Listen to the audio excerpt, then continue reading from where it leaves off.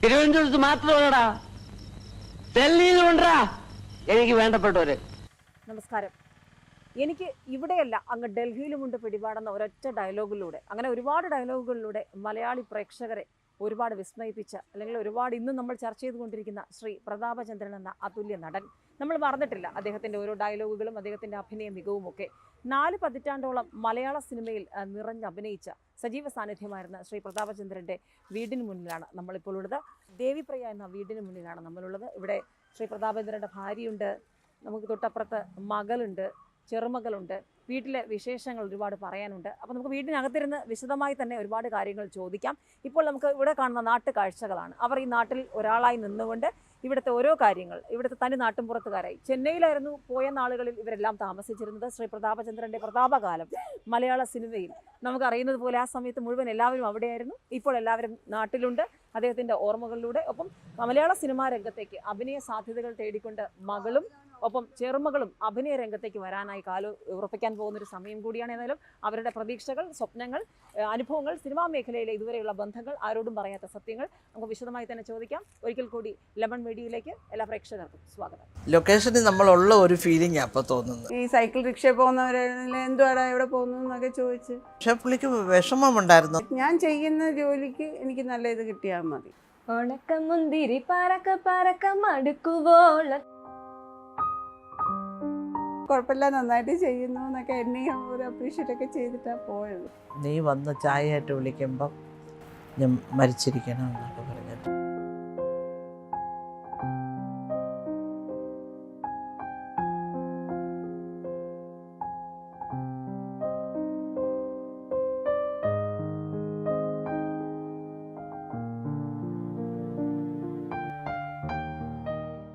തുടക്കത്തിൽ കുറച്ച് കാര്യം പറയുകയുണ്ട്, ഇൻട്രൊഡക്ഷൻ്റെ ആവശ്യമില്ല. പേര് മലയാളത്തിൽ അത്രയും ഇതാണ്. കാരണം ഒരു കാലത്ത് നായകനേക്കാൾ ഏറെ വില്ലന്മാർ ചർച്ച ചെയ്യപ്പെട്ടിരുന്നൊരു കാലമുണ്ട് കേരളത്തിൽ. സിനിമകളുടെ വഴിത്തിരിവ് തന്നെ അങ്ങനെയായിരുന്നു.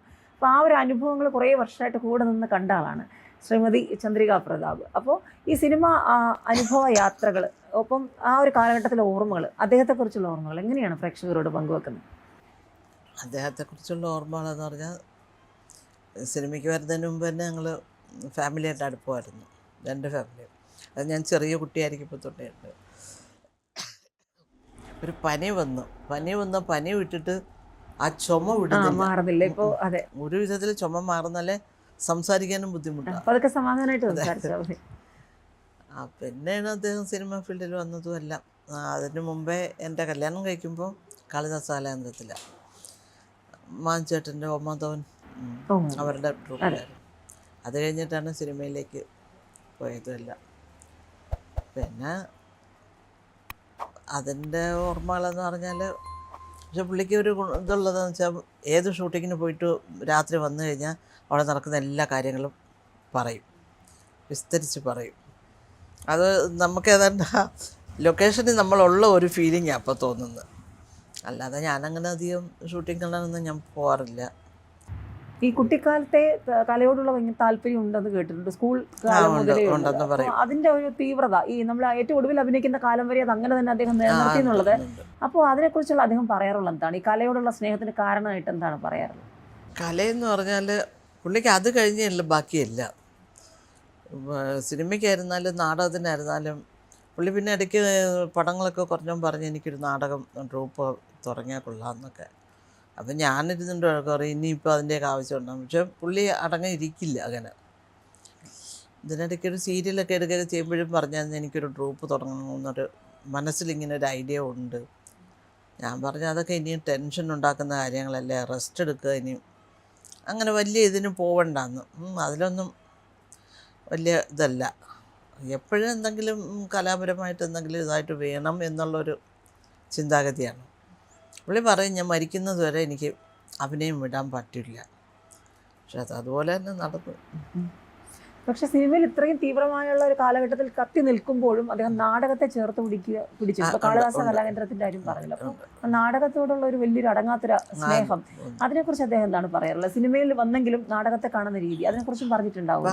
എന്താണ് പറയുന്നത്? പുള്ളിക്ക് എപ്പോഴും നാടകത്തിനോടാണ് കൂടുതൽ താല്പര്യം സിനിമയെക്കാട്ടി. സിനിമയുടെ താല്പര്യം ഇല്ലാതെ ഇല്ല, പക്ഷെ നാടകത്തിനോടായിരുന്നു കൂടുതൽ താല്പര്യം. സിനിമ ചെയ്തുകൊണ്ടിരിക്കുമ്പോഴും പുള്ളി തൃശ്ശൂരൊക്കെ ഉള്ള അവൻ്റെ ട്രൂപ്പിൻ്റെ പേരെനിക്ക് ഓർമ്മയില്ല, അതിനിടയ്ക്ക് പോയി ചെയ്യുമായിരുന്നു ഒരു നാടകത്തിന്. അതിനകത്ത് നല്ല വേഷമായിരുന്നു. അതിൽ ഒരാൾ ഈയിടയ്ക്കാണ് മരിച്ച ഭാർഗവ മാസ്റ്റർ എന്നും പറഞ്ഞിട്ട്, പുള്ളിയൊക്കെ കൂടെ ആയിരുന്നു അത് സംഘടിപ്പിച്ചതെല്ലാം. പക്ഷെ അത് 1 വർഷത്തോളം നിന്നുള്ളൂ, കൂടുതൽ നിൽക്കാൻ പുള്ളിക്ക് സമയമില്ലാതായി, അങ്ങനെ അതങ്ങ് വിട്ടതാണ്. ഇപ്പം നാടക മേഖല എന്നല്ല സിനിമാ മേഖലയായാലും ആ ലൈം ലൈറ്റിൽ നിൽക്കുന്ന സമയത്ത് ഒരുപാട് പേരുടെ ഒരു പിന്തുണ, തിരക്ക്, ഒഴിഞ്ഞ സമയം ഉണ്ടാവില്ല, അങ്ങനെയൊക്കെ ആയിരിക്കും. പക്ഷെ സിനിമയിൽ നിന്ന് വിട്ടുമാറുമ്പോൾ അല്ലെങ്കിൽ ആ കലാകാരന്മാർ വിട പറയുമ്പോൾ അതിപ്പോൾ ഏറ്റവും ഒടുവിലുള്ള നമ്മൾ പലരുടെ പ്രമുഖരുടെയും കാര്യം എടുത്താൽ അങ്ങനെയാണ്. അതെപ്പോഴെങ്കിലും ഒരു വേദനയായിട്ട് തോന്നിയിട്ടുണ്ടോ? ഇല്ല, വേദനയായിട്ട് പുള്ളി അങ്ങനെ വല്ലാതെ ഫീൽ ചെയ്ത് പറയും. പക്ഷേ പുള്ളിക്ക് വിഷമമുണ്ടായിരുന്നു, നാട്ടിൽ വന്ന് സെറ്റിൽ ചെയ്തിട്ട് ആരുമായിട്ടൊരു കോണ്ടാക്റ്റ് ഇല്ലാതെയൊക്കെ പോയപ്പോൾ അതൊരു ഒരു ദുഃഖം പോലെ മനസ്സിലുണ്ടായിരുന്നു. പക്ഷെ എന്നാലും നാട്ടിൽ സെറ്റിൽ ചെയ്തപ്പം പുള്ളിക്ക് സന്തോഷമായിരുന്നു. പണ്ടേ പറയുമായിരുന്നു, എനിക്ക് എൻ്റെ അവസാന കാലം ഓമല്ലൂരായിരിക്കണം, ഓമല്ലൂർ ഞാൻ വയ്ക്കുന്ന വീട്ടിൽ നാട്ടുകാരുമായിട്ടൊക്കെ സഹകരിച്ച് അവിടെ നിൽക്കണം. പക്ഷെ അതൊക്കെ അതുപോലെ തന്നെ നടന്നു. ഈ സിനിമകളിലെ വില്ലൻ കഥാപാത്രങ്ങൾ ചെയ്യുന്നവരൊക്കെ യഥാർത്ഥ ജീവിതത്തിൽ ഏറ്റവും പാവമാണെന്നുള്ളതാണ് പലരുടെയും അനുഭവം. സിനിമയിൽ കാണുന്ന ആളല്ല വീട്ടിൽ. പക്ഷെ ഞങ്ങൾക്ക് ചിലപ്പം പടങ്ങൾ കാണുമ്പം തോന്നും, ഇതിലെന്തുവാ എക്സ്ട്രാ ആയിട്ട് ഇന്ന് വെള്ളം ഒടിച്ചിട്ടൊക്കെ അഭിനയിക്കുന്നതൊക്കെ കാണുമ്പോൾ, പുള്ളി വെള്ളം ഒടിക്കുമല്ലോ, ഭയങ്കര വെള്ളമാണല്ലോ. അപ്പം ഞങ്ങളൊക്കെ ഇരുന്ന് പറയും, ഇതിലെവിടെ അഭിനയിക്കുന്നത്, വീട്ടിൽ കാണിക്കുന്നതൊക്കെ എന്നല്ലേ കാണിക്കുന്നത്. അതാ ഒരു അതെ, പല വലിയ കഥാപാത്രങ്ങൾ ഇപ്പോൾ ക്യാപ്റ്റൻ രാജു അദ്ദേഹം ആയാലും ശ്രീ അസീസ് ആയാലും അവരൊക്കെ ശ്രീ ബാലങ്കി, ജോസ് പ്രകാശ്, പ്രതാപേന്ദ്രൻ സാർ, അപ്പം ഇങ്ങനെ കുറേ പേരായിരുന്നു വില്ലന്മാരുടെ അന്നത്തെ കാലത്ത്. കാണുമ്പോൾ തന്നെ കുട്ടികൾക്ക് അതേ വില്ലന്മാർ വന്നു എന്ന് പറയും. പക്ഷെ അതിനേക്കാളേറെ നാട്ടുകാരുടെ ഇടയിൽ വീട്ടിലൊക്കെ അവർ എങ്ങനത്തെ ആൾക്കാരായിരുന്നു എന്ന് പറഞ്ഞല്ലോ. എന്നാലും ഉള്ളുകൊണ്ട് അവരെങ്ങനെയായിരുന്നു കുറച്ചുകൂടി അടുത്തറിഞ്ഞ ആളെന്നുള്ളത്? അല്ല, ഉള്ളുകൊണ്ട് അങ്ങനെയുള്ള ഒരു ക്യാരക്ടർ അല്ല. ചെയ്ത കഥാപാത്രങ്ങളിൽ ഒരുപാട് എല്ലാം ഒന്നിനൊന്നും മെച്ചമാണ് അദ്ദേഹം. കാരണം ഈ നാടകത്തിന്റെ ഒരു ഇതുള്ളത് കൊണ്ടാകാം എന്ത് ചെയ്താലും അതിൽ പ്രത്യേക ഒരു ഭാവതലം കൊണ്ടുവരാൻ, പ്രത്യേകിച്ച് ഉച്ചാരണ ശുദ്ധി. ഞാൻ കഴിഞ്ഞ ദിവസവും അദ്ദേഹത്തെ കുറിച്ച് ഒരാളോട് സംസാരിച്ചപ്പോൾ ഒരു മുതിർന്ന മാധ്യമ പ്രവർത്തകൻ പറഞ്ഞാണ്, ഭാഷ ഇത്ര നന്നായി സ്ഫുടമായി കൈകാര്യം ചെയ്യുന്ന ഒരു നടൻ മലയാളത്തിൽ അപൂർവമാണെന്നുള്ള ആ ഒരു ക്രെഡിറ്റ് അദ്ദേഹത്തിന് കൊടുക്കണം. കാരണം അത് ചില ഡയലോഗുകൾ തന്നെ ഇപ്പോഴും ഇന്നും തലമുറ ഏറ്റെടുക്കുന്നത് അതുകൊണ്ടാണല്ലോ. എന്താണ് തോന്നുന്നത് അദ്ദേഹത്തിൻ്റെ ആ ഒരു സംസാര രീതി, ആ ഒരു ശൈലി എന്താണ് തോന്നിയിട്ടുള്ളത് വ്യക്തിപരമായിട്ട്? എനിക്കതിൽ പ്രത്യേകിച്ചൊന്നും കാരണം തോന്നാത്ത, വീട്ടിലും നമ്മളെപ്പോഴും കേൾക്കുന്നതാണ്. വീട്ടിലാണെങ്കിൽ ഒരു സംസാരത്തിന് അതിന് വെള്ളം ഒഴിച്ച് എത്ര ഫിറ്റായിട്ട് വന്നിരുന്നാൽ പോലും സംസാരിക്കുമ്പോൾ ഒരു വാക്കുകൾ അതായത് ഒരു ചില കള്ളു കുടിച്ചിട്ട് വരുന്നവർക്ക് സംസാരം ക്ലിയർ ആവത്തില്ലല്ലേ, നമുക്ക് തന്നെ അത് കണ്ടുപിടിക്കണമെങ്കിൽ പാടാം. പക്ഷേ പുള്ളിക്ക് അതൊന്നുമില്ല, എന്താ പറയുന്നത് വളരെ സ്ഫുടമായിട്ട് തന്നെ പറയും. അതൊരു പ്രത്യേക കഴിവ് തന്നെയാണ്. ഞങ്ങളൊക്കെ തന്നെ പറയും, അച്ഛനും വെള്ളം അടിച്ച് അച്ഛനും ഫിറ്റായിട്ട് ഒരു നല്ല സംസാരിക്കുന്നതിന് ഒരു കുഴപ്പമില്ലല്ലോ എന്ന്. അദ്ദേഹത്തിന് ആ കൂടെ അഭിനയിച്ചിരുന്നവരോട് കൂടുതൽ ആരോടെങ്കിലും അടുപ്പം അല്ലെങ്കിൽ സൗഹൃദം, അത് ഇപ്പോൾ ക്യാപ്റ്റൻ രാജുവിൻ്റെ കാര്യം അദ്ദേഹത്തിൻ്റെ കാര്യം പറയുകയുണ്ടായി.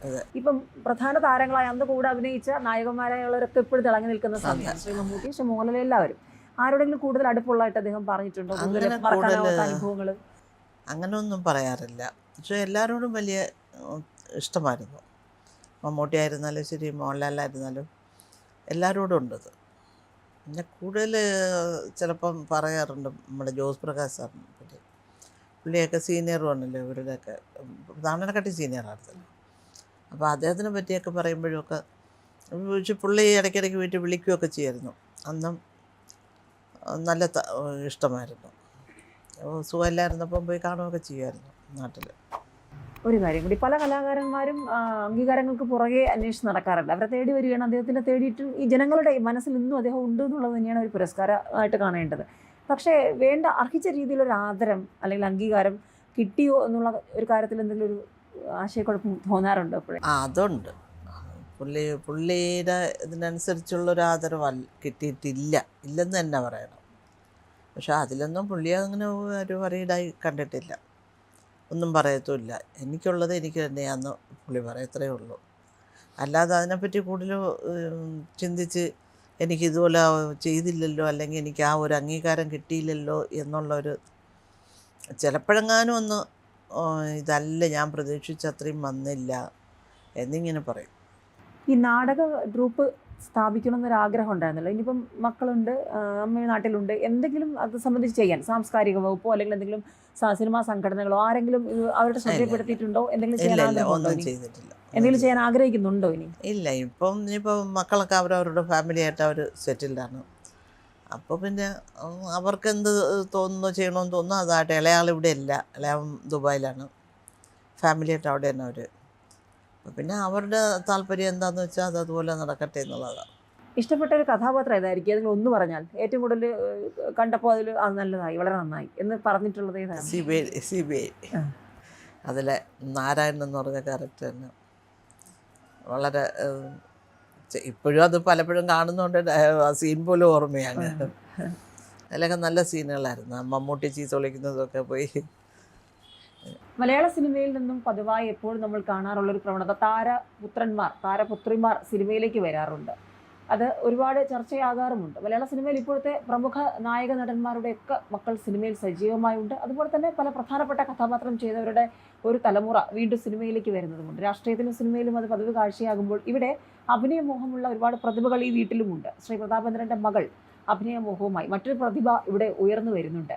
ആ പ്രതിഭയുടെ വിശേഷങ്ങൾ എന്തൊക്കെയാണ് പ്രതിഭ പ്രതാപിന് പറയാനുള്ളത്? അച്ഛൻ എങ്ങനെയാണ് ഒരു പ്രേക്ഷക എന്ന നിലയിൽ ആദ്യം നോക്കിക്കാണുന്നത്? അച്ഛൻ എങ്ങനെയാണെന്ന് ചോദിച്ചാൽ, അച്ഛൻ സാധാരണ നമുക്കൊരു നടനായിട്ട് കണ്ടിട്ടില്ല നമ്മൾ. ഒന്നാമത് വീട്ടിൽ എങ്ങനെ ഇരിക്കുന്നു, നമ്മൾ തിയേറ്ററിൽ പോയി കാണുമ്പോഴും വീട്ടിൽ കാണുമ്പോഴും ഒരേ മനുഷ്യനാണ്. അപ്പോൾ അതുകൊണ്ട് പബ്ലിക്കിൻ്റെ മുമ്പേ നമ്മളാരും അച്ഛനെ ഒരു സെലിബ്രിറ്റിയാണ് എന്നുള്ള ഒരിതൊന്നും ആരും ശ്രദ്ധിച്ചിട്ടുമില്ല. വീട്ടിലും ശ്രദ്ധിച്ചിട്ടില്ല, നാട്ടുകാരും അതുപോലെയാണ്. എന്ന് വെച്ചാൽ ഞങ്ങൾ ആ വഴി കൂടെ ഗാന്ധിനഗറാണ്, AVMൻ്റെ ഇതിലൊക്കെയാണ്. അപ്പോൾ ആ വഴി കൂടെ പോകുമ്പോഴൊന്നും ഒരു ഫിലിം സ്റ്റാർ പോകുന്ന കണക്കൊരു പോസും ഒന്നും ഇല്ല. അപ്പോൾ അതുകൊണ്ട് നമുക്ക് ക്ലിയറായിട്ട് അതിനെപ്പറ്റി അറിയത്തില്ല. ഇനി പുറത്തായാലും ഇവിടെ വന്നാലും അച്ഛൻ നടന്നാണ് എല്ലായിടത്തും പോകുന്നത്. അവിടെ ആയാലും അച്ഛൻ ഒരു ഈവനിങ് വാക്കുണ്ട്. അപ്പോൾ ആരും അയ്യോ ഒരു നടൻ പോകുന്നു എന്ന് ആരും ശ്രദ്ധിക്കത്തില്ല എന്ന് വെച്ചാൽ അച്ഛൻ എല്ലായിടത്തും സംസാരിക്കും. എല്ലാവരുടെ അടുത്തും ഒരേ ലെവലിലാണ്. ഇപ്പം ഹൈ ലെവലിലുള്ളവരുടെ അടുത്തായാലും ഈ സൈക്കിൾ റിക്ഷ പോകുന്നവരായാലും എന്തുവാടാ എവിടെ പോകുന്നു എന്നൊക്കെ ചോദിച്ച്, അതുകൊണ്ട് നമുക്ക് അങ്ങനെ ഒരു ഫീലിംഗ് വന്നിട്ടില്ല. ഒരു തനി ഓമലൂർ നാട്ടുപുറത്തുകാരനായി തന്നെയാണ് ചെന്നൈയിൽ ആ വലിയ തിളക്കത്തിൽ നിൽക്കുമ്പോഴും അതേ ആ ഒരു ലെവലിൽ തന്നെയാണ് അന്നും. ഇപ്പം ഉണ്ടായിരുന്നെങ്കിൽ ഇപ്പോഴും അതുപോലെ തന്നെ കാണത്തുള്ളൂ. ആ രീതിയിൽ ഈ കഥാപാത്രങ്ങൾ ഒരുപാട് സിനിമകളുണ്ട്. അമ്മ ഇപ്പോൾ പറഞ്ഞു ഇഷ്ടപ്പെട്ടത് ഏതാണെന്ന്. മനസ്സിൽ ഏതാണ് കൂടുതലും ഇതായിട്ട് തോന്നിയിട്ടുള്ളത്? എനിക്ക് CBI തന്നെ, പിന്നെ കോട്ടയം കുഞ്ഞച്ചൻ, പിന്നെ തമിഴിൽ മന്നൻ. അതൊക്കെയാണ് എനിക്കതൊക്കെ അറിയത്തുള്ളൂ. അതേസമയം അദ്ദേഹത്തിൻ്റെ നല്ല നായക തുല്യമായ സ്വഭാവ നടനായിട്ടൊക്കെയുള്ള ഒത്തിരി ക്യാരക്ടറുകൾ വന്നിട്ടുണ്ട്. അതൊക്കെ നമ്മളെ അവരോട് കരയിപ്പിക്കുന്നതുമാണ്. അത്തരം കഥാപാത്രങ്ങൾ കൂടുതൽ തേടി എത്താത്തതാണോ, അദ്ദേഹം ഓപ്റ്റ് ചെയ്യാത്തതാണോ, വില്ലനിൽ തന്നെ കൂടുതൽ പരീക്ഷണങ്ങൾ നടത്തുക? വില്ലൻ തന്നെ ചെയ്യാനൊന്നുമില്ല, കിട്ടുന്ന ഏത് ക്യാരക്ടറും ചെയ്യും, അത്രേ ഉള്ളൂ. അത് ഇന്ന ക്യാരക്ടർ തന്നെ ചെയ്യണം എന്നുള്ള ഒരു ഓപ്ഷനുള്ള വ്യക്തിയൊന്നുമല്ല. ഞാൻ ചെയ്യുന്ന ജോലിക്ക് എനിക്ക് നല്ല ഇത് കിട്ടിയാൽ മതി. അത് തരുന്നവർ കറക്റ്റായിട്ട് തരും എന്നുള്ള ഒരു പ്രതീക്ഷ, അത്രേ ഉള്ളൂ. ഒരുപക്ഷെ പ്രതിഫലം, പുരസ്കാരം അതിനേക്കാൾ ഏറെ അദ്ദേഹത്തെ കൂടുതൽ ആവേശത്തിലാക്കിയിരുന്നത് അഭിനയിക്കാനുള്ള ഒരു ക്യാമറയുടെ മുന്നിൽ വരുമ്പോൾ ഉള്ളതായിരുന്നു. അതിനെക്കുറിച്ച് അദ്ദേഹം എന്താണ് പറയാറുള്ളത്? ക്യാമറയുടെ മുന്നിൽ വരുമ്പോൾ വേറൊരു വ്യക്തിയായി ആ ഒരു ബോൺ ആക്ടർമാർക്കുള്ള ചില പ്രത്യേകതകൾ അദ്ദേഹത്തിൽ കാണാം. അതെന്താണ് അദ്ദേഹം പറയാറുള്ളത്, അല്ലെങ്കിൽ പറഞ്ഞ് കേട്ടിട്ടുള്ളത്? അദ്ദേഹത്തെക്കുറിച്ച് മറ്റുള്ളവർ പറഞ്ഞു കേട്ടിട്ടുള്ളത് എന്താണ്? ഇപ്പോൾ തന്നെ ഞാൻ രമേശ് ചേട്ടൻ്റെ കൂടെ ഞങ്ങളാരും അങ്ങനെ ഫീൽഡായിട്ട് അച്ഛനാരെടുത്തും ഇത് ചെയ്തിട്ടില്ല. അപ്പോൾ ഇപ്പോൾ രമേശ് ചേട്ടനെ കണ്ടപ്പോഴാണ് രമേശ് ചേട്ടൻ പറഞ്ഞത് എന്തോ ഗ്ലാമറാണ്, എന്തോ ആ ഡയലോഗൊക്കെ പറയുമ്പോൾ എങ്ങനെയാണ്, ഏത് രീതിയിൽ അഭിനയിക്കുന്നു എന്നൊക്കെ ആൾ പറയുമ്പോഴാണ് നമ്മൾ അറിയുന്നത്. എന്താ വെച്ചാൽ ഫീൽഡായിട്ട് ഞങ്ങൾക്ക് ആർക്കും ഒരു ടച്ചും ഇല്ലാതെയാണ് അച്ഛൻ ഇത് ചെയ്തത്. പിന്നെ അച്ഛൻ മരിച്ചതിന് ശേഷം ആരും ഫീൽഡായിട്ട് ആരും ഇങ്ങോട്ട് വരാറുമില്ല, കോണ്ടാക്ട് ചെയ്യാറോ ഒന്നുമില്ല. അപ്പോൾ ഇപ്പോൾ രമേശ് ചേട്ടനെ കണ്ടപ്പോഴാണ് രമേശ് ചേട്ടൻ പറയും ഭയങ്കര മഹേഷ് ഇനി തെറ്റായിട്ട് വിചാരിക്കും. മഹേഷ് ചേട്ടൻ പറയും ഇതുപോലെ നല്ല അഭിനയമാണ് ആളെ, നിങ്ങളൊന്നും ഒന്നുമില്ല അതുപോലെയൊക്കെ വരണം എന്നൊക്കെ പറയും. എന്നാലും പറഞ്ഞു മഹേഷേട്ടൻ കുഴപ്പമില്ല നന്നായിട്ട് ചെയ്യുന്നു എന്നൊക്കെ എന്നെയും ഒരു അപ്രീഷിയേറ്റ് ഒക്കെ ചെയ്തിട്ടാണ് പോയത്. ഈ വില്ലന്മാർ മലയാള സിനിമയിൽ എല്ലാ കാലത്തുണ്ട്. പക്ഷെ മലയാള സിനിമയിലെ വില്ലന്മാരുടെ പ്രത്യേകത നോക്കിയാൽ പലരും സുന്ദരന്മാരായ വില്ലന്മാരായിരുന്നു. പുഞ്ചിരിച്ചുകൊണ്ട് ഒരു ചിരിയിലൂടെയൊക്കെ പല ഭാവതലങ്ങൾ കൊണ്ടുവരാൻ പറ്റുന്നില്ല. ഇത് വില്ലനാണോ നമുക്ക് സംശയം തോന്നിപ്പോകും. അങ്ങനെയുള്ള ക്യാരക്ടറുകളാണ്. നമുക്ക് തമിഴിലൊക്കെ ഞങ്ങൾ ഇരിക്കുമ്പോൾ പോലും ദേവൻ ആ നടൻ അങ്ങേരൊക്കെ എന്തോ ഗ്ലാമറാ. വില്ലൻ എന്ന് പറയുമ്പോഴത്തേക്ക് ഇത് വില്ലനാ എന്നല്ലേ എല്ലാവരും പറയൂ. ഇത് വില്ലനല്ല, ഹീറോ ആയിരിക്കും എന്ന് പറയുമ്പോൾ ആരും സമ്മതിച്ചു തരത്തില്ല. അതുപോലെ അച്ഛനും അതുപോലെ തന്നെ നല്ല ഗ്ലാമറുള്ള വില്ലനാണ്. അങ്ങനെ കുറെ പേരുണ്ടല്ലോ നമ്മളെ സാധാരണ കപ്പട മീശയും മറ്റേ ഭീമാകാര ശബ്ദവും ഒക്കെ ആയിട്ട് വരുന്ന വില്ലന്മാരുടെ ഇടയിൽ വ്യത്യസ്തമായിട്ടാണ് ചിരിച്ചുകൊണ്ട് ഇങ്ങനെയും വില്ലനാകാം കാണിച്ചു തന്നത്. അങ്ങനെ നമുക്കൊരു വില്ലൻ എന്ന് പറയുമ്പോഴത്തേക്കും ഒരു കട്ടി മീശയും ആള് ഭയങ്കര ഇത് അങ്ങനെയൊക്കെ ഇത് ചെയ്യത്തുള്ളൂ. പക്ഷേ കേരളത്തിൽ മാത്രമേ ഉള്ളൂ വില്ലന്മാരാകുമ്പോൾ ഇങ്ങനെയും ഗ്ലാമറുള്ള വില്ലന്മാരും കിട്ടും എന്നുള്ള ഒരിത് വന്നത്. പിന്നെ ഈ അഭിനയ മോഹത്തിലെ കാര്യം സൂചിപ്പിക്കേണ്ടായി. ചെറുതിലെ സ്വാഭാവികമായിട്ടും കലാപാരമ്പര്യമുള്ള കുടുംബമാകുമ്പോൾ അച്ഛൻ്റെ ഒരു സ്പാർക്ക് എന്തായാലും ഉള്ളിലുണ്ടാവും. പക്ഷെ എന്തുകൊണ്ട് വൈകി ഇതുവരെ വന്നില്ല എന്നൊരു ചോദ്യത്തിലേക്കാണ് നീ. അച്ഛൻ വേണ്ട പറഞ്ഞു, പിന്നെ ഇത് ചെയ്തില്ല. കുറേ നാൾ നോക്കി അച്ഛൻ്റെ അടുത്ത് ചോദിച്ചൊക്കെ. അച്ഛനെ ഭയങ്കര പേടി എല്ലാവർക്കും കൂടെ. ചോദിച്ചു വേണ്ട എന്ന് പറഞ്ഞു. അപ്പോൾ പിന്നെ ആരും ഇത് ചെയ്തില്ല. ഇപ്പം പിന്നെ പിള്ളേരെല്ലാം വളർന്നപ്പോഴത്തേക്ക് പിള്ളേർ പറഞ്ഞ് അമ്മേൻ്റെ ആഗ്രഹം നടക്കട്ടെ, ചെയ്ത് നോക്കട്ടെ, നടക്കുവാണെങ്കിൽ നടക്കട്ടെ. ഇപ്പം ഒരുപാട് പേര് അങ്ങനെ വന്നു കഴിഞ്ഞു. കൊട്ടാരക്കര ശ്രീധരൻ അദ്ദേഹത്തിൻ്റെ മകൾ ശോഭയുണ്ട്, കുടുംബക്കാർ പലരുടെയും. ഇപ്പം ഏറ്റവും ഒടുവിൽ മോഹൻലാലിൻ്റെ മകൻ ഉണ്ട്, മമ്മൂട്ടിയുടെ മകനുണ്ട്, എല്ലാവരുടെയും മക്കൾ കല്യാണി പ്രിയദർശനമുണ്ട്. അങ്ങനെ സജീവമായി തന്നെ എല്ലാവരും ഉണ്ട്. ഇത് മുൻപത്തെ പോലെയല്ല, ഇപ്പം അവസരങ്ങൾ കൂടുതലാണ്, എന്നാൽ കോമ്പറ്റീഷനും ഉണ്ട്. കോമ്പറ്റീഷൻ ഉണ്ടല്ലോ. കാര്യങ്ങൾ എളുപ്പമാണെന്ന് തോന്നുന്നുണ്ടോ? അഭിനയം പഴയതുപോലെ എളുപ്പമായിരിക്കും അങ്ങനെ തോന്നുന്നുണ്ടോ? സത്യം പറഞ്ഞാൽ എനിക്കറിയത്തില്ല. ഉള്ള കാര്യം പറയണമെന്ന് എനിക്ക് അറിയില്ല. എന്ന് വെച്ചാൽ നമ്മൾ ആ ഫീൽഡായിട്ട് ഒന്നാമത് കണക്ഷൻ ഇല്ല. ഇപ്പം എളുപ്പമാണോ എന്ന് ചോദിച്ചാൽ നല്ല ഡയറക്ടേഴ്സൊക്കെ ഇത് ചെയ്താലേ ഉള്ളൂ. ഇത്ര വലിയ നടിയായാലും നടനായാലും അവരെ മക്കൾ വരുന്നെന്ന് പറഞ്ഞാൽ അവരെ മുഖത്ത് എന്തെങ്കിലും വരുന്നുണ്ടോ എന്ന് ഇത് ചെയ്താലേ ഒക്കൂ. അല്ലാതെ പറ്റത്തില്ല. ചില നടന്മാർ വന്നിട്ട് അതുപോലെ മക്കളൊക്കെ വന്നിട്ട് അതുപോലെ പോകുന്നവരും ഉണ്ട്. അത് നമുക്ക് ലക്കും ഉണ്ട്. അത് അവരവരെ മുഖത്തിൽ വരുന്ന അഭിനയം അനുസരിച്ചായിരിക്കും. എന്തായാലും ഈ ഭാഗ്യപരീക്ഷണം എന്നല്ല, ഒരു പുതിയൊരു സാധ്യത തേടാൻ പോവാണ്. അപ്പോൾ ഈ ഒരു ഒരുപാട് ബന്ധങ്ങളുണ്ടായിരുന്നല്ലോ അച്ഛന്. എന്നാലും അതിൽ ഏതെങ്കിലും തരത്തിൽ എന്തുകൊണ്ട് ഉപയോഗപ്പെടുത്തുന്നില്ല? അല്ലെങ്കിൽ ഈ ഒരു ഇത് പറഞ്ഞിട്ട് കിട്ടിയൊരു റെസ്പോൺസ് എങ്ങനെയാണ്? ആരോടെങ്കിലും പറഞ്ഞിട്ടുണ്ടെങ്കിൽ? പറഞ്ഞിട്ടുണ്ട്, അവർ റെസ്പോണ്ട് ചെയ്യുന്നുമുണ്ട്, ഇല്ലാതൊന്നുമല്ല. അച്ഛൻ്റെ ഫ്രണ്ട്സിൻ്റെ 2-3 പേരെടുത്ത് പറഞ്ഞിട്ടുണ്ട്. അപ്പോൾ അവരെല്ലാം ട്രൈ ചെയ്യുന്ന കോട്ടയം രമേശ് ചേട്ടൻ, പിന്നെ അച്ഛൻ്റെ ഒരു ഫ്രണ്ടുണ്ട് ജയൻ എന്നാ ഞങ്ങൾ. അപ്പോൾ ആ അങ്കിളിനൊക്കെ എല്ലായിടത്തും പറയുന്നുണ്ട്. കിട്ടിയാൽ കേട്ടിട്ട്. പിന്നെ ഈ ഏറ്റവും കൂടുതൽ ഒരുപാട് ലെജൻഡുകളുടെ കൂടെ അഭിനയിക്കാനും അദ്ദേഹത്തിന് സാധിച്ചിരുന്നു പഴയ കാലത്ത്. നമ്മുടെ മലയാളത്തിൽ രാവിലെ പോലും ഞാൻ ഒരു ചേട്ടൻ തമ്പിച്ചേട്ടൻ എന്ന് പറഞ്ഞാൽ അങ്ങനെ വിളിച്ച് പറഞ്ഞു, ഇതുപോലെ അച്ഛൻ്റെ പടം ഓടുന്നു, ഇതിന് കാണ് എന്നൊക്കെ പറഞ്ഞു. പ്രേം നസീറായാലും ജയനായാലും മധു ആയാലും അങ്ങനെ ഒരു തലമുറയുടെ മൊത്തം പ്രധാനപ്പെട്ട നായകന്മാരോടൊപ്പം തന്നെയാണ്. അതിൽ അദ്ദേഹത്തിന് ഏറെ വേദനിപ്പിച്ച ചില സന്ദർഭങ്ങളുണ്ടാവും, സന്തോഷം നൽകിയ സന്ദർഭങ്ങളുണ്ടാവും. അങ്ങനെ ഏതെങ്കിലുമൊക്കെ പറഞ്ഞത് കേട്ട് അമ്മയോട് പറയുന്നതോ അല്ലെങ്കിൽ വീട്ടിൽ പറയുന്നതോ പഴയ ഓർമ്മകൾ? ഇല്ല, അങ്ങനെ ഞങ്ങളുടെ അടുത്ത് അതൊന്നും പറയാറില്ല. അച്ഛൻ്റെ സങ്കടം ആയാലും അങ്ങനത്തെ കാര്യങ്ങളൊന്നും പറയാൻ. ഒന്നാമത് അച്ഛൻ വരുമ്പോൾ ലേറ്റാവും. രാത്രി ഒരു 2 മണിക്കൊക്കെ അച്ഛൻ വരുന്നത്. ആ സമയമാകുമ്പോൾ ഞങ്ങൾ ഉറങ്ങിയിരിക്കും. പിന്നെ വെളുപ്പിനെ അച്ഛൻ എണീക്കും, ഞങ്ങൾ എണീക്കുന്ന മുമ്പ് അച്ഛൻ പോവുകയും ചെയ്യും. അപ്പോൾ അതുകൊണ്ട് അങ്ങനത്തെ കാര്യങ്ങൾ അമ്മയടുത്ത് രാത്രി പറയുന്നതല്ലാതെ നമുക്കറിയത്തൊന്നുമില്ല. ഇപ്പോൾ ആരെങ്കിലും സിനിമാ മേഖലയിൽ ആരെങ്കിലും അതിന് ശേഷം അദ്ദേഹത്തിൻ്റെ വിയോഗ ശേഷം വീടുമായിട്ട് എന്തെങ്കിലും വിളിക്കുവോ സംസാരിക്കുവോ? അല്ലെങ്കിൽ ഇല്ല, ഉണ്ടായിരുന്നു, ക്യാപ്റ്റൻ അങ്കിളായിരുന്നു. വേറെ ആരും അങ്ങനെ ഇല്ല. അല്ലമ്മ ഇല്ല. വിഷമം തോന്നിയിട്ടില്ല? കാരണം വെച്ചാൽ അങ്ങനെയല്ല, നമ്മളിപ്പോൾ ഒരു മേഖലയിൽ തീവ്രമായ അത് തോന്നിയിട്ടുണ്ട്. എന്താ വെച്ചാൽ അച്ഛൻ മരിച്ചു, ഓക്കെ. പക്ഷേ ഞങ്ങൾ ഫാമിലി എല്ലാം ഈ അച്ഛൻ മരിച്ച അന്ന് തൊട്ട് ഞങ്ങൾ ഈ നാട്ടിൽ തന്നെ ഉണ്ട്. പക്ഷേ ആരും അത്ര കോണ്ടാക്ട് ചെയ്യാനോ എന്തുണ്ട് എങ്ങനെയുണ്ടെന്ന് പോലും ഒന്ന് ചോദിക്കാൻ ആരും വരാത്തതിൻ്റെ ഒരു വിഷമം ഞങ്ങൾക്കും ഉണ്ട്.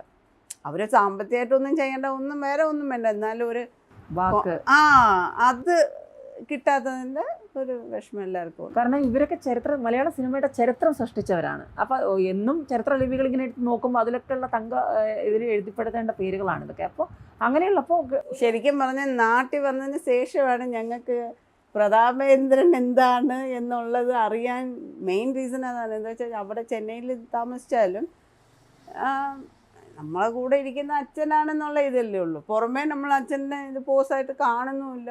അച്ഛൻ്റെ എന്താണ് ഒരു ലെവൽ എന്നൊന്നും നമുക്കറിയില്ല. പക്ഷെ നാട്ടിൽ വന്ന് അപ്പോഴാണ് അറിയുന്നത്, ഓ ഇത്രയും വലിയ സ്റ്റാറാണോ അച്ഛൻ എന്നുള്ള ഒരു തോന്നൽ വരാൻ തുടങ്ങിയത് ഇവിടെ വന്നതിന് ശേഷം. കാരണം ഈ സോഷ്യൽ മീഡിയ ഒക്കെ സിനിമ മാധ്യമങ്ങൾ ഇത്ര സജീവമാകുന്നതിന് മുൻപ് മുക്കിലും മൂലയിലും പോസ്റ്ററുകളായാലും ഓരോ തിയേറ്ററുകളിലായാലും അങ്ങനെയൊക്കെ.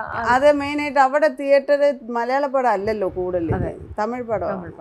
ഇവിടെയാണ് ഈ പോസ്റ്റർ കാര്യങ്ങളൊക്കെ മലയാളത്തിൽ കൂടുതൽ കാണിക്കുന്നത്. അവിടെ വരും തമിഴിൻ്റെ ഇതല്ല. അപ്പോൾ തമിഴിൻ്റെ ഇത് വരുമ്പോഴത്തേക്ക് അവിടെ അച്ഛൻ ചെയ്തിട്ടുണ്ട്, ഇഷ്ടംപോലെ പടം ചെയ്തിട്ടുണ്ട്, 100 കൂടുതൽ പടം അച്ഛൻ ചെയ്തിട്ടുണ്ട്. അപ്പോൾ അതിൽ കാണുമ്പോഴത്തേക്ക് അച്ഛൻ ഓക്കെ. കൂടെ ഇരിക്കുന്ന ഫ്രണ്ട്സും ആരും അച്ഛനെ ഇത് ചെയ്യുന്നില്ല, ഞങ്ങൾ ആരും ഒന്നും മൈൻഡ് ചെയ്യുന്നില്ലല്ലോ. അപ്പോൾ അതുകൊണ്ട് അച്ഛൻ്റെ ലെവൽ എന്താണ്, അച്ഛൻ ഏത് പൊസിഷനിലാണെന്നൊന്നും ഞങ്ങൾക്കറിയില്ല.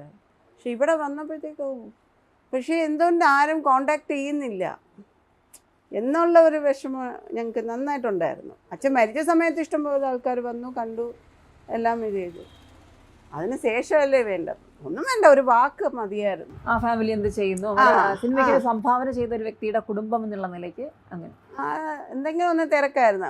നമ്മളൊന്നും തിരക്കിയില്ലെങ്കിലും അമ്മയൊന്ന് എന്താണ് ആരെങ്കിലും ഒന്ന് വിളിച്ച് തിരക്കാം. ഈ സിനിമ സംഘടനകൾ ഇപ്പോൾ സജീവമാണ്, അമ്മ അടക്കമുള്ള അസോസിയേഷനുകൾ ഇപ്പോൾ സജീവമാണ്. പക്ഷെ അന്ന് അതിൻ്റെ ഇല്ല, ആ കാലത്ത് അത്ര സജീവമല്ല. പക്ഷെ പിന്നീട് അതൊക്കെ രൂപീകരിച്ചതിന് ശേഷം ആ തലത്തിൽ നിന്നും ഒരു വിളിയും അങ്ങനെയും വന്നിട്ടില്ല. അല്ല, ഒരു വിളിച്ചു അല്ല, അത് അച്ഛൻ്റെ അവർക്ക് അച്ഛൻ്റെ ഇതായിട്ട് പെൻഷൻ ഉണ്ടായിരുന്നു. ആ പെൻഷനെല്ലാം കറക്റ്റ്. പിന്നെ അമ്മയ്ക്ക് വേണമെന്നൊക്കെ ഇങ്ങനെ സംസാരിച്ചു. വരുമാനം നമുക്ക് ഇല്ലാതിരിക്കുവാണെങ്കിൽ അവരെന്തെങ്കിലും ഹെൽപ്പ് ചെയ്യാമെന്ന്. അമ്മ വിളിച്ചിട്ട് പറഞ്ഞു എനിക്ക് കുഴപ്പമൊന്നുമില്ല, എനിക്ക് അങ്ങനത്തെ ഇത് വേണ്ട, ഇല്ലാത്തവർക്ക് കൊടുത്താൽ മതി, നമുക്ക് ആവശ്യമില്ല പറഞ്ഞു. അങ്ങനെ ഇടവേള ബാബുവിൻ്റെ അടുത്ത് അച്ഛൻ്റെ അടുത്ത് പറഞ്ഞിട്ടുണ്ടായിരുന്നു. ഇനിയിപ്പോൾ പ്രതീക്ഷിക്കുന്നത് എങ്ങനത്തെ അവസരങ്ങളാണ്? ഇനി പുതിയൊരു മേഖലയിലേക്ക് ആണല്ലോ ആദ്യമായിട്ട് വരുന്നത്. കുടുംബത്തിന് പാരമ്പര്യമുണ്ടെങ്കിലും പുതുതായിട്ട് അഭിനയിക്കുന്നത് എങ്ങനത്തെ ഇതൊക്കെയാണ് പ്രതീക്ഷിക്കുന്നത്? പ്രതീക്ഷിക്കുന്നത് എന്താണെന്ന് വെച്ചാൽ ഒരു നല്ല ക്യാരക്ടർ അച്ഛൻ്റെ ഇത് വെച്ചിട്ട് എന്താണ് എനിക്ക് ചെയ്യാൻ പറ്റുന്നത്, മോശമില്ലാത്ത ഒരു ക്യാരക്ടർ തന്നാൽ കൊള്ളായിരുന്നു. ഇപ്പോൾ അച്ഛൻ നായകന് കളയേറെ വില്ലനിലൂടെയാണ് പ്രസിദ്ധനായത്. അതുപോലെ മകളിനി എന്താണ് ഉദ്ദേശിക്കുന്നത്? ഏതായാലും എനിക്ക് കുഴപ്പമൊന്നും, എൻ്റെ പ്രായത്തിനും എൻ്റെ ഇത് ബോഡി ലാംഗ്വേജിനും പറ്റുന്ന ഏത് ക്യാരക്ടറാണ് എനിക്ക് സൂട്ടാവുന്ന വെച്ചാൽ അങ്ങനെ. മറ്റെന്തൊക്കെയാണ് കലാ പരിപാടികൾ, വേറെയുള്ള പാട്ട്, നൃത്തം, അങ്ങനെ എന്തെങ്കിലും? ഡാൻസ് ഒക്കെ കുറച്ചറിയാമായിരുന്നു. ഓഹോന്നല്ലെങ്കിൽ കളിക്കും, എല്ലാം കളിക്കും. അത് കുഞ്ഞുനാൾ തൊട്ടേ ഉള്ള ഒരു ഇതായതുകൊണ്ട് ക്ലാസിക്കും കുറച്ചറിയാം, എല്ലാം കുറച്ച് സിനിമാറ്റിക് ഒക്കെ അറിയാം. പിന്നെ ഈ സഹോദരങ്ങൾക്ക് അഭിനയമോ താല്പര്യം എന്തെങ്കിലും ഉണ്ടോ? രണ്ടാമത്തെ ഏട്ടന് ഭയങ്കര ഇഷ്ടമായിരുന്നു. ആള് ട്രൈ ചെയ്തു, 1 വർഷം ട്രൈ ചെയ്തു. പിന്നെ അമ്മ പറഞ്ഞു ജോലിക്ക് പൊയ്ക്കോളാൻ പറഞ്ഞു, സമയം കളയണ്ട പറഞ്ഞു. അങ്ങനെ ചേട്ടനെ പിന്നെ ദുബായിലോട്ടൊക്കെ പോയി. ഇടയ്ക്ക് വന്നപ്പോഴത്തേക്ക് ഒന്നുകൂടെ ഒന്ന് ട്രൈ ചെയ്തു. പക്ഷേ ആ സമയത്ത് കോവിഡ് തുടങ്ങുന്ന ഇച്ചിരി മുമ്പേ പിന്നെ അവിടെ നിന്ന് എപ്പോഴും ആളെ ബിസിനസ്സും കളഞ്ഞ് ഇടയ്ക്കിടയ്ക്ക് ഇങ്ങോട്ട് വരേണ്ട ഒരു ഇത് വരുമ്പോഴത്തേക്ക് പറ്റത്തില്ല. ഈ സിനിമയിൽ വന്ന മാറ്റത്തിന് എങ്ങനെയാണ് കാണുന്നത്? 2 തലമുറയുടെ സിനിമയും ഒരു കാലഘട്ടത്തിൻ്റെ സിനിമ കണ്ടു, ഇപ്പോഴത്തെ സിനിമകളിലും വലിയ മാറ്റങ്ങളുണ്ട്. ആ മാറ്റങ്ങൾ എങ്ങനെയാണ് കാണുന്നത്? മാറ്റങ്ങൾ നല്ല രീതിയിൽ തന്നെ ഇപ്പോഴും പോകുന്നത്. പണ്ടൊക്കെ എന്തോ ചൂടാണ്, സെറ്റിലൊക്കെ പോയാൽ ഭയങ്കര ചൂടായിട്ടൊക്കെ ഇരിക്കും. ഇപ്പം അതൊന്നും ഇല്ലല്ലോ, എല്ലാ സൗകര്യവും അവർ ചെയ്തു തരുന്നുണ്ട് എല്ലാ രീതിയിലും. ഇപ്പോൾ പൃഥ്വിരാജിൻ്റെ പ്രൊഡക്ഷനിലായാൽ പോലും അവരെല്ലാവർക്കും ക്യാമറ അവർ ടോപ്പിലുള്ളവരല്ലാതെ ഈ അല്ലാതെ സൈഡിൽ ജോലി ചെയ്യുന്നവർക്ക് പോലും അവർക്ക് ആ രീതിയിലുള്ള ഫെസിലിറ്റീസ് എല്ലാം ചെയ്തു തരുന്നുണ്ട്. അതൊക്കെ വലിയ മാറ്റമല്ലേ. പണ്ട് അതൊന്നും ഇല്ലായിരുന്നു. അവർക്ക് ഒരു റൂം വന്ന് ഇവിടെ കിടന്നോ എന്ന് പറഞ്ഞാൽ അവിടെ കിടക്കുന്ന ഒരു സ്റ്റേജാണ്. ഇപ്പം അതൊന്നും ഇല്ല. അതിലൊക്കെ നല്ല മാറ്റമുണ്ട്. ശ്രീ പ്രതാപേന്ദ്രൻ്റെ മകൾ പ്രതിഭ പ്രതാപ് അഭിനയത്തിലേക്ക് വരാൻ പോവാണ്. പ്രതിഭയുടെ മകൾ ദൃശ്യയും അഭിനയ താല്പര്യത്തിലേക്ക് തന്നെയാണ് നിൽക്കുന്നത്. MBAക്ക് പഠിച്ചുകൊണ്ടിരിക്കുകയാണ്. വരും ദിവസങ്ങളിൽ എന്തൊക്കെയാണ് ഒരു വിഷൻ എന്താണ്? സിനിമയിലേക്ക് വരാൻ? MBA ഇപ്പം ചെയ്തുകൊണ്ടിരിക്കുന്നു. ഇപ്പം കോഴ്സ് കഴിഞ്ഞത് ഇപ്പം ജോബിന് ഫസ്റ്റ് കയറും. പിന്നെ സൈഡിൽ ഇതും ഇങ്ങനെ ട്രൈ ചെയ്തിട്ട് ഇപ്പം അങ്ങനെ പതുക്കെ കയറാനായിട്ട്. അമ്മയ്ക്ക് എന്തായാലും അപ്പൂപ്പന്റെ പിന്തുണ കിട്ടിയില്ല സിനിമയിൽ ആദ്യം അഭിനയിക്കേണ്ടെന്ന് പറഞ്ഞു. അമ്മ തരുന്നൊരു സപ്പോർട്ട് എന്താ? അമ്മ നല്ല എൻകറേജ്മെന്റ് ആണ്. അമ്മയ്ക്ക് നല്ല താല്പര്യമാണ് ഇതിനെങ്ങനെ കയറുന്നിട്ട്. വേഗം കയറിക്ക്, എത്ര പെട്ടെന്ന് കയറി നല്ലത് അമ്മയ്ക്ക് ഇതായി. എനിക്ക് പറ്റിയില്ല. അതാ അവർക്ക് നല്ല ടാലന്റ് ഉണ്ട്. അവൾ ഡാൻസ് എല്ലാം ചെയ്യുന്ന ഒരു വ്യക്തിയാണ്. അതുകൊണ്ട് കേറണമെന്ന് വെച്ചാൽ പിന്നെ കയറാം. ഞാൻ നിർബന്ധിച്ച് കേട്ടതൊന്നുമില്ല. മാത്രമേ അമ്മയ്ക്ക് മകള് സപ്പോർട്ട് തരുന്നുണ്ടല്ലോ തിരിച്ച്. അതുപോലെ അത് വലിയൊരു പിന്തുണയാണ്. പാട്ട് എന്തെങ്കിലും പരിപാടികൾ കയ്യിലുണ്ടെങ്കിൽ 2 വരി പാടും. ആ, വയലിൻ കുറച്ച് അറിയാം. അപ്പൊ അതൊക്കെ നമുക്ക് ഇതൊന്നും കഴിവുകൾ പ്രകടിപ്പിക്കാനുള്ളതാണ്, ഇങ്ങനെ മൂടി വെക്കാനുള്ളതല്ല. ഇതെല്ലാം ഇങ്ങനെ വെക്കത്തേ ഉള്ളൂ. ഡാൻസ് എല്ലാ എന്നാലും അപ്പൊ ദൃശ്യയിലെ കലാകാരി ഇന്ന് ഇങ്ങോട്ട് പ്രേക്ഷകരുടെ മുന്നിലേക്ക് വരികയാണ്. അപ്പൊ ആദ്യമായിട്ട് പാട്ട് 2 വരി, ഒരുപാട് പാടണ്ട മോളെ, 2 വരി.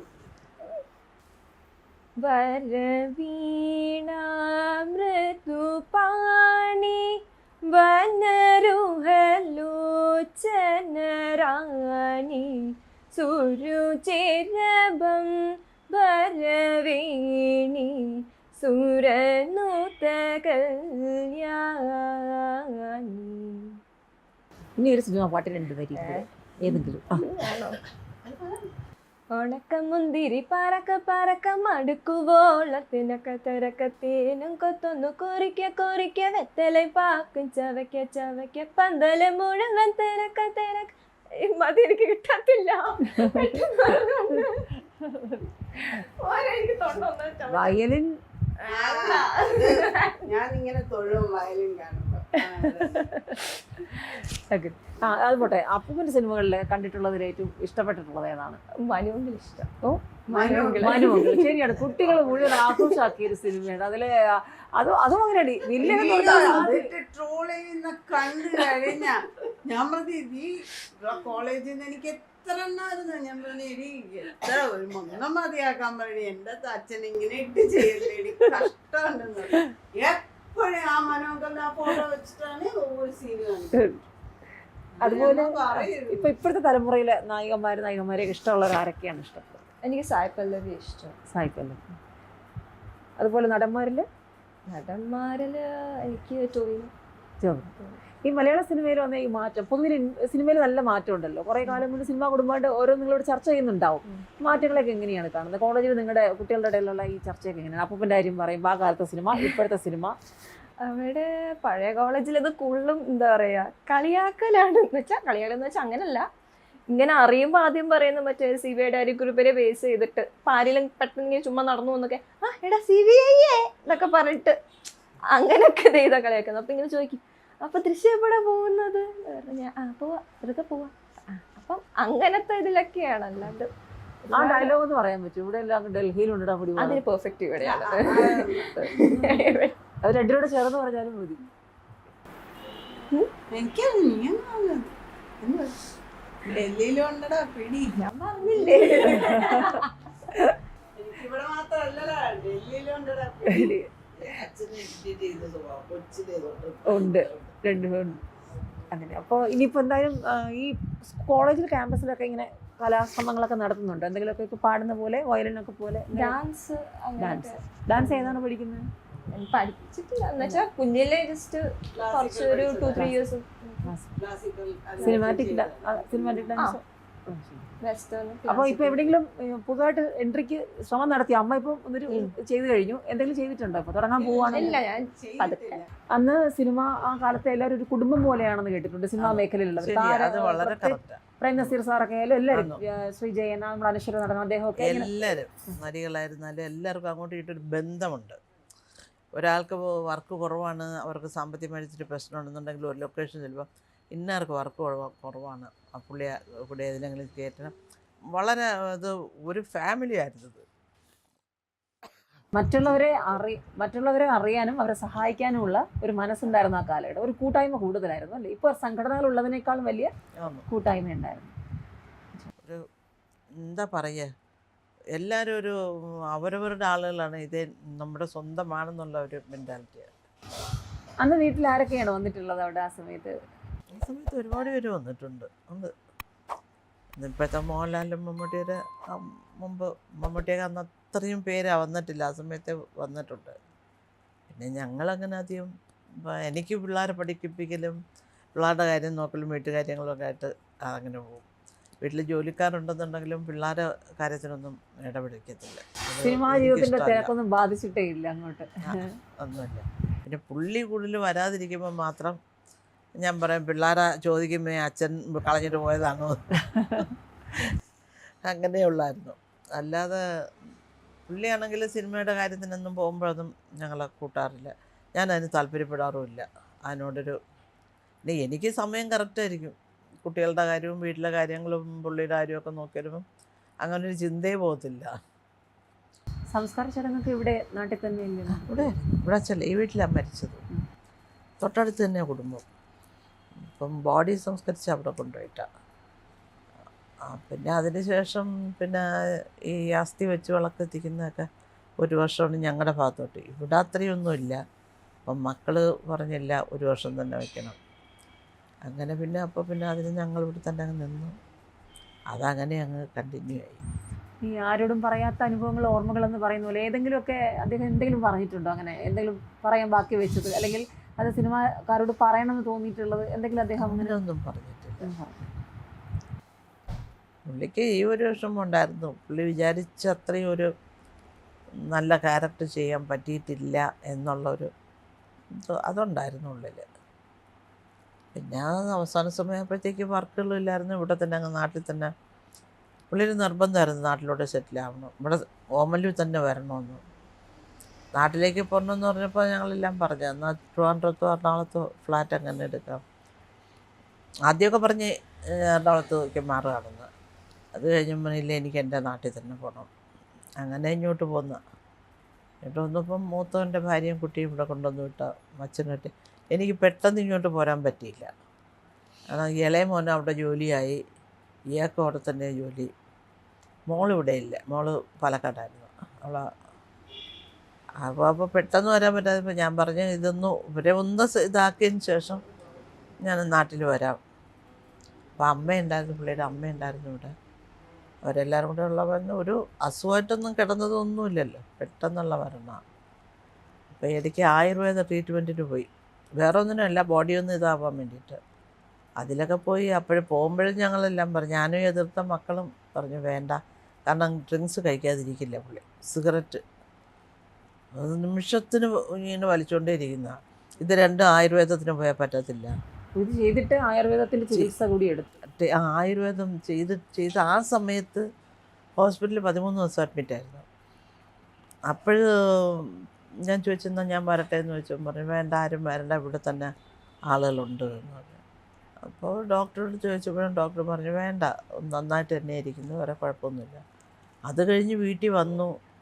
ഏതാണ്ട് ഒരു 5-6 ദിവസം പുള്ളി ആ മീൻ കഴിച്ചുകൂടാ, ഇതൊന്നും കഴിച്ചുകൂടാ. പുള്ളിക്ക് അതൊക്കെ വലിയ പ്രയാസമുള്ളതെന്ന് വെച്ചാൽ ഒരു ഉണക്ക മീനെങ്കിലും വേണം, അങ്ങനത്തെ ഒരു സ്വഭാവമാണ്. അത് കഴിഞ്ഞപ്പോഴത്തേക്കും ഒരു 5-6 ദിവസം ഒരു കുഴപ്പമില്ലാതെ പോയി. അത് കഴിഞ്ഞപ്പോഴത്തേക്കും ഇച്ചിരി മീൻ കഴിക്കണമെന്നായി. പിന്നെ ഡോക്ടറെ വിളിച്ച്, മരുമോളുണ്ടായിരുന്നു, അവളെ വിളിച്ച് പറഞ്ഞു, ഈ മോൻ്റെ ഭാര്യ. അപ്പോൾ ഡോക്ടർ പറഞ്ഞ് ചെറിയ മീൻ എന്തെങ്കിലും ഫ്രൈ ചെയ്യരുത്, കറി വെച്ച് കൊടുക്കാം എന്ന് പറഞ്ഞു. അങ്ങനെ അതുമൊക്കെ കഴിച്ചിട്ട് മരിക്കുന്നതിൻ്റെ തലേ ദിവസം വെള്ളം അടിച്ചത്, ഭയങ്കരമായിട്ടങ്ങ് വെള്ളം അടിച്ചു. അപ്പോൾ മോനില്ല, മോനെ അവൻ്റെ ജോലിക്കാരിയായിട്ട് കോയമ്പത്തൂർ അങ്ങോട്ടായിരുന്നു. അപ്പം മരുമോൾ ഞാൻ ചേട്ടനെ വിളിച്ച് പറയും, അമ്മയെ വിളിച്ച് പറയുമെന്ന്. നീ ആരടുത്തും പറയല്ലേ, പറഞ്ഞാൽ എന്നെ വഴക്കോറും പിള്ളേർ, ആരടുത്തും പറയരുതെന്ന് പറഞ്ഞിട്ട്. പക്ഷെ അന്ന് വെള്ളം ഭയങ്കരമായിട്ടങ്ങ് വെള്ളം അടിച്ചു, മോളാ പറഞ്ഞത്. പിന്നെ കഴിച്ച് കഴിഞ്ഞിട്ടിപ്പോൾ ജ്യൂസൊക്കെ വേണമെന്ന് പറഞ്ഞ്, അവൾ പൈനാപ്പിൾ ജ്യൂസ് വലിയ ഇഷ്ടമാണ്, അതൊക്കെ ഉണ്ടാക്കി കൊടുത്ത് കുടിച്ചിട്ട് ഈ റൂമിലാണ് പോയങ്ങ് കിടന്നതാണ്. അപ്പോൾ പൊതുവേ തന്നെ ഞങ്ങൾ എല്ലാവരും കിടന്നു കഴിഞ്ഞാൽ റൂമിൻ്റെ കതവ് പൂട്ടത്തില്ല, ചുമ്മാ ചാരിയകത്തേ ഇല്ല. ഇപ്പം ഡെയിലി ഇവൻ്റെ മോളുണ്ട്, മൂത്ത മോള് കുഞ്ഞാന്ന്, അവൾ ആ കാലത്തെ എന്ന് വിളിച്ചിട്ട് പാലേ കുടിക്കുള്ളൂ, ചായ കുടിക്കത്തില്ല.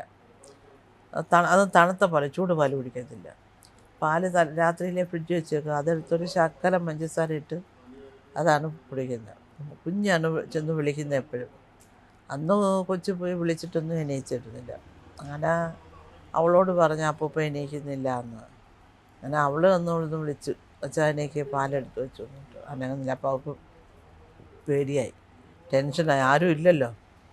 അപ്പം അത് ഒരു മലയാള മാസം 1-ാം തീയതി ആയിരുന്നു. ഞാൻ അമ്പലത്തിൽ വെടിക്കെട്ടും ഒക്കെ ഉണ്ടായിരുന്നു വെളുപ്പിന്. അപ്പോൾ ഇവള് പെട്ടെന്ന് കഥ തുറന്നിട്ട് നമുക്കിപ്പം ആൾക്കാരെല്ലാം ഒരുപാട് പേര് പോവുകയൊക്കെ ചെയ്യും. അപ്പോൾ ഓപ്പോസിറ്റിലൊരു ടീച്ചറുണ്ട്, അവരെ വിളിച്ച് ആൻറ്റി ഒന്നും കൂടി വന്നേ, അച്ഛൻ വിളിച്ചിട്ട് എണീക്കത്തില്ല. അങ്ങനെ തന്നെ അവർ വന്ന് നോക്കിയപ്പം മനസ്സിലായി മരിച്ചാണ്. ഉറക്കത്തിൽ തന്നെ ഞങ്ങൾ പോയത്.